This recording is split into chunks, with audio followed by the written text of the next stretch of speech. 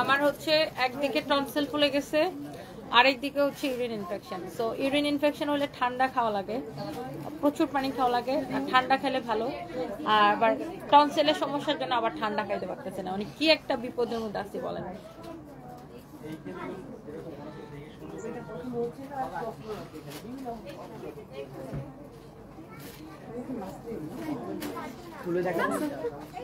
সমস্যা আমি আমি ডাক্তার দেখাই, ওষুধ খাই, বাট আমি যখন আমি ওষুধ খাই ভালো হয়ে যায়, আবার কয়েকদিন পরে আবার হয়।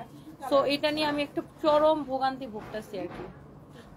তো আমি এতদিন দেখেন আমার হাজবেন্ডকে আমি ব্যাংককে ট্রিটমেন্ট করাইছি, বাট আমি নিজে ডাক্তার দেখাইনি, মানে দেখাবো করে তখন আসলে মন মানসিকতা ওরকম ছিল না। বাট এইবার আমি ব্যাংককে যাবো ভাবতেছি, এটার জন্য স্পেশালি ডাক্তার দেখাবো, মানে আমার এটা একটা জীবন মরণ সমস্যা হয়ে দাঁড়াইছে।